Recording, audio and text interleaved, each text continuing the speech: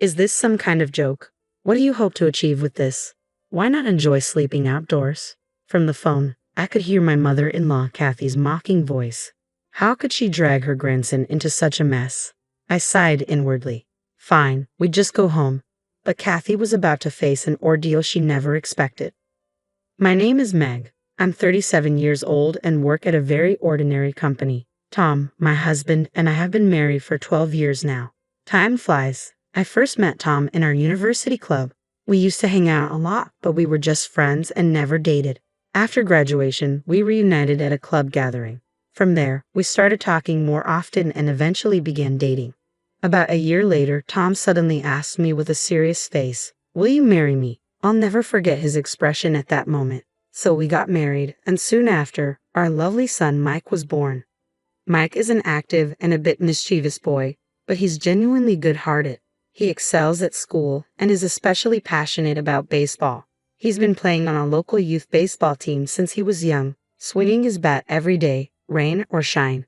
Thanks to Mike's performance, his team often wins, and everyone says he's amazing.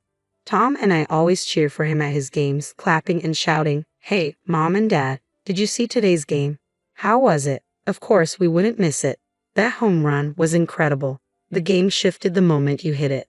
Thanks. Look forward to even more impressive plays, Mike says with a grin. Then he heads to the yard to practice swings after dinner. His dedication is truly inspiring. He's always been committed, even when he was in the swimming club before baseball, practicing tirelessly despite his struggles. I hold a somewhat senior position at my company and try to embrace the same attitude of perseverance that Mike displays. When times get tough at work, I draw strength from his determination.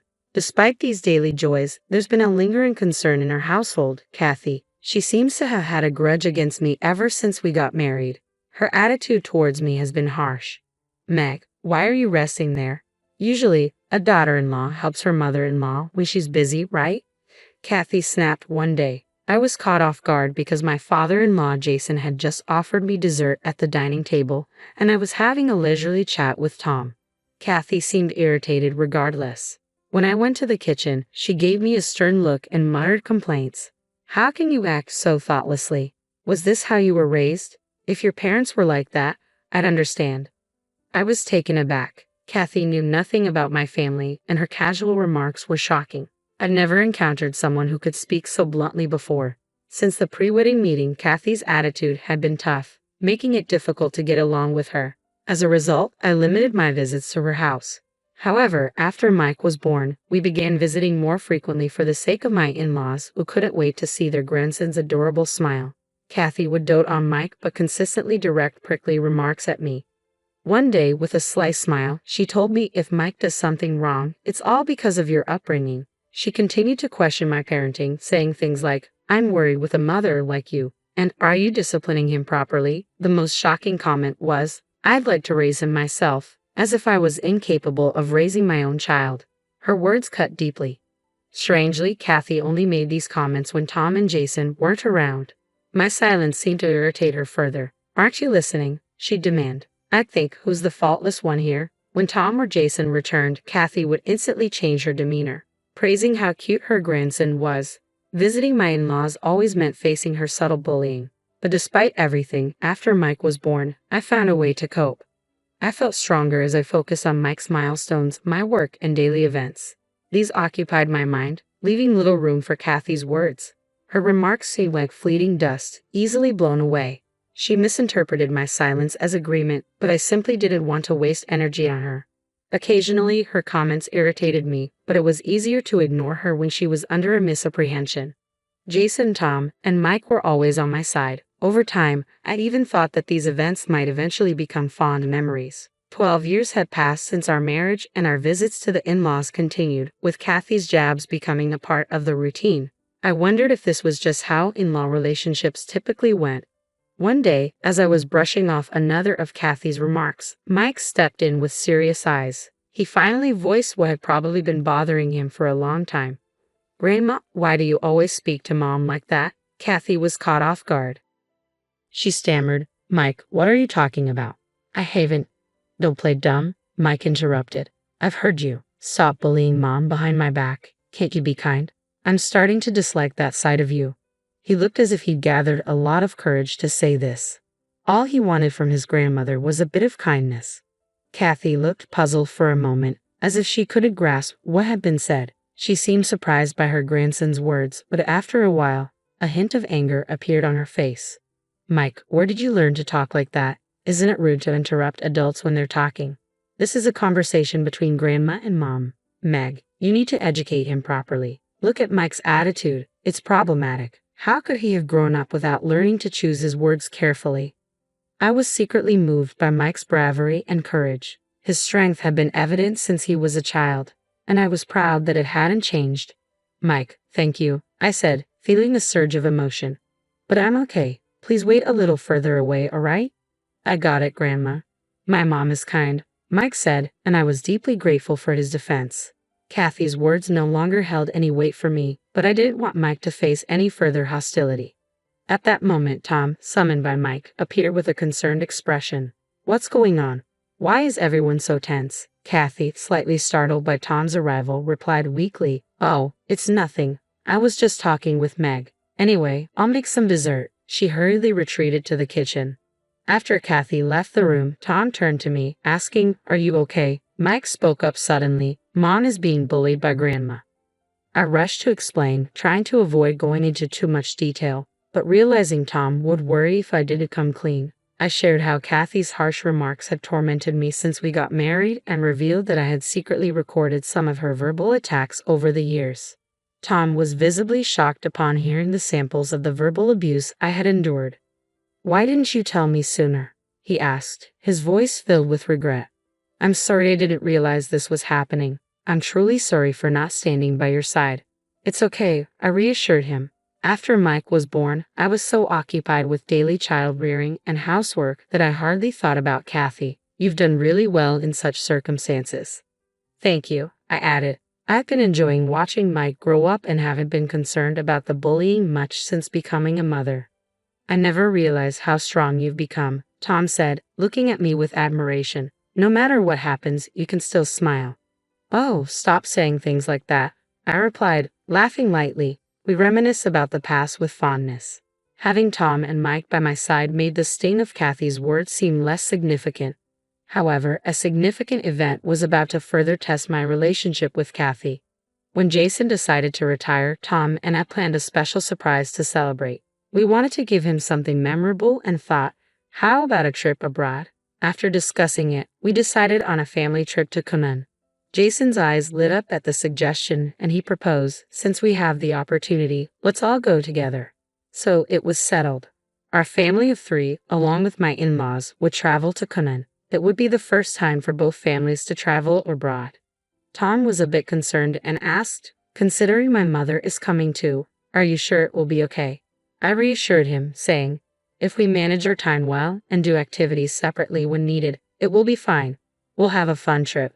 In reality, I hope to spend minimal time alone with Kathy and, above all, to ride the positive vibe of the trip to create good memories. I was taken aback by Kathy's enthusiasm while planning the trip. She was incredibly excited, pulling out brochures and constantly suggesting places to visit. I questioned whether it was appropriate for her to make so many decisions about a trip that was meant to celebrate Jason.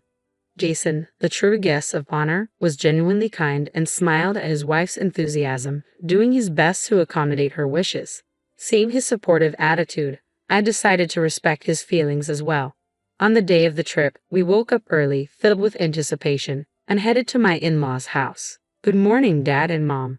Please get in the car, I said cheerfully. Jason responded with a big smile. Thank you for today. I've been really looking forward to this. Grandpa, let's sing the song together on the way. Mike invited enthusiastically, and Jason eagerly agreed. I quickly took a seat on the opposite side of Mike, and the 3 of us settled into the back seat. Kathy gracefully occupied the front passenger seat, while Tom took the wheel, ready to drive safely. The seating arrangement seemed ideal for a comfortable ride to the airport. The journey was smooth with no traffic congestion. We chatted, sang, and soon arrived at the airport with some time to spare. We decided to explore the airport, which had many shops and an observation deck. Mike, who loves watching airplanes, enjoyed the view from the deck. Feeling hungry, Mike said, I'm hungry, so we went to a small cafe for a light meal. Later, we browsed through a souvenir shop, and my in-laws appeared to enjoy examining various items. As our flight time approached, we began making our way to the gate. On the way, Kathy suggested, "Meg, do you want to take a break? I'll watch the luggage. Why don't you go to the restroom?" It seemed like a good idea, so I asked Kathy to keep an eye on our bags and took Mike, who said, "Mom, I want to go too, to the restroom." To our surprise, the restroom was crowded, with even the men's room having a line.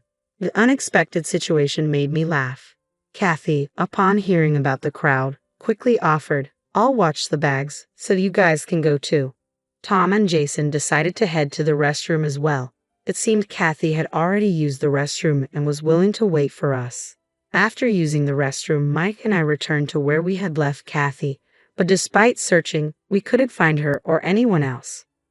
I felt a wave of panic as I tried calling Tom, but my calls went unanswered. I was bewildered. Had they already gone to the boarding gate? The absence of our luggage only added to my confusion. Was it stolen? I didn't know what to do and felt a surge of anxiety. Just then, I received a call from Kathy. "Hello," I answered. Kathy's voice came through with an unsettling cheerfulness. "Where are you?" I asked, trying to keep my voice steady. Kathy laughed and said, "There's no need to tell you, Meg. I just want to enjoy myself with my husband and son. You two are just in the way." I was stunned. Wait a minute, this has to be a joke, right? My voice shook with confusion and growing anger. "Your luggage?" Kathy said casually. "Oh, I think I threw it somewhere." Her tone was flippant. Panicking, I glanced around and spotted our luggage hidden under a chair nearby. Is this some kind of joke? What are you trying to achieve with this? My anxiety shifted to frustration. "Oh, calm down," Kathy said dismissively. "I've made sure your wallets and passports are safe. How about spending the night on the streets for fun?" She laughed heartily. "Where's my husband?" I demanded. "Tom would never allow this." "Mike couldn't wait to get on the plane, so he went to the boarding gate with you first," Kathy replied, as if it were a game. "That's why I had to make you rush and sit apart. I thought he'll notice right away." Her voice conveyed an unsettling sense of enjoyment. Fury and shock overwhelmed me. I couldn't believe Kathy would go so far, especially involving her grandson. "We're going home now," I said, my voice heavy with defeat.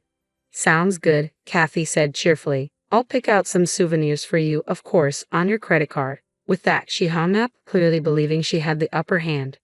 I never thought it would come to this, but I knew she'd get her comeuppance soon. After hanging up, my phone vibrated with a WhatsApp message from Tom. "Are you okay? I can't see our seats from here." I quickly explained the situation. Kathy had tricked us, and now we couldn't board the plane. Tom responded immediately, seriously. "What happened?" I provided more details, and he seemed genuinely flustered. "I can't believe this, but okay, I'll come down right away," Tom said, his voice a mix of disbelief and determination. I quickly formulated a plan to handle the situation and tried to calm him down. "Let her think she succeeded for now, but I need a favor," I explained. Tom agreed and decided to head to Canaan with Kathy for the time being. In the meantime, I went to the police to report my wallet as stolen and called the credit card company to temporarily suspend it. We needed to protect ourselves from any potential harm. Once that was settled, Mike and I decided to head home and make the best of the situation. We planned to enjoy our next trip even more, although I never imagined our trip to Canaan would turn out like this. Despite the unexpected turn of events, there was a silver lining. The time spent with Mike turned out to be special. We adjusted our plans and decided to stay at a resort hotel. The view from our room and the delicious food became the highlights of our unexpected vacation. Mike, clearly delighted, even offered me a bite of his food with a bright smile. "Mom, this is delicious," he exclaimed, his grin reassuring me that we had made the right decision. We also enjoyed a lovely barbecue at my parents' place. The aroma of grilled meat and the warmth of family made it feel like a true vacation. 3 days later, my husband and father-in-law returned, looking genuinely remorseful for Kathy's actions. "I can't believe what my wife did. It's inexcusable," Jason confessed. "Meg, I'm so sorry. I should have been more careful." Though they tried to apologize, Mike and I had moved past our initial anger. I was curious about their trip, so I asked. Tom laughed and shared that it had been a huge success. It turned out they had executed the revenge plan I had conceived. After directing Kathy to a luxury hotel, they went elsewhere, leaving her to fend for herself. Kathy arrived at the hotel, only to discover that I had canceled our reservation. Tom and Jason ignored all of Kathy's attempts to reach them and thoroughly enjoyed their time in Conan. When Mike asked excitedly if it had been fun with Grandpa, Tom smiled and replied, "Yes, but next time, let's all go together." He then filled me in on Kathy's series of misadventures. Mom kept sending frantic messages, Tom said with a sigh. Apparently, she had to stay at a cheap inn and barely got any sleep. She was counting on your credit card and the money from me and my father, but it turns out she hardly had any cash on her. She hasn't had a proper meal since the one we shared on the first day. She's been both physically and mentally worn out. Hearing about Kathy's predicament gave me a sense of relief. When Kathy finally arrived, she looked utterly drained and confused. "What have you done to me?" she exclaimed, her disheveled hair and bloodshot eyes clearly showing her distress. No one in the house sympathized with her. "You brought this upon yourself," we told her. "I heard from Meg about how you've mistreated her for 12 years. Kathy tried to defend herself, but Tom cut in. "Meg recorded everything. I was shocked when I heard the recordings. I had no idea you had said such things to Meg. You always acted kind to us on the surface, but behind our backs, you were doing this." And then the incident in Conan, leaving Meg and Mike like that and even stealing the wallet. "What were you thinking? This is clearly a crime," Kathy protested. "Wait a minute. I just wanted to have a good time with the family. Meg and Mike are family too." Tom's voice grew cold. "I'm done with you as a family member. I'm considering a divorce. I never imagined you'd do something like this. You've been deceiving us for so long. I can't forgive you for hurting our precious family. I don't want to have anything to do with you anymore." Kathy, ruthlessly berated by her husband and son, looked down, her face pale and shocked. She kept apologizing afterward, but the situation remained unchanged. "Meg, I'm truly sorry. I'll apologize as many times as needed. Please forgive me," Kathy said with a hint of desperation in her voice. I responded firmly, "Well, that's going to be a tall order for a lifetime because of your harassment as a mother-in-law. I went through a very tough period. I will be claiming compensation for that. Also, about taking my precious wallet without permission, I'll be reporting that to the police. And you should definitely pay the hotel cancellation fees." At my decisive words, Kathy's face turned even paler.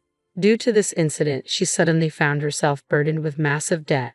Having been a housewife for many years, the only jobs she could find were minimum wage. Her relationship with her husband fell apart, and she started a new life alone in a modest apartment, working to pay off her debts. On the other hand, our family regained their peaceful days. The following year, we all planned and managed to go on an overseas trip together. Mike, experiencing foreign culture and scenery for the first time, was thrilled and enjoying himself. Seeing him happy warmed my heart and made me realize how important it is to cherish and love my precious family deeply.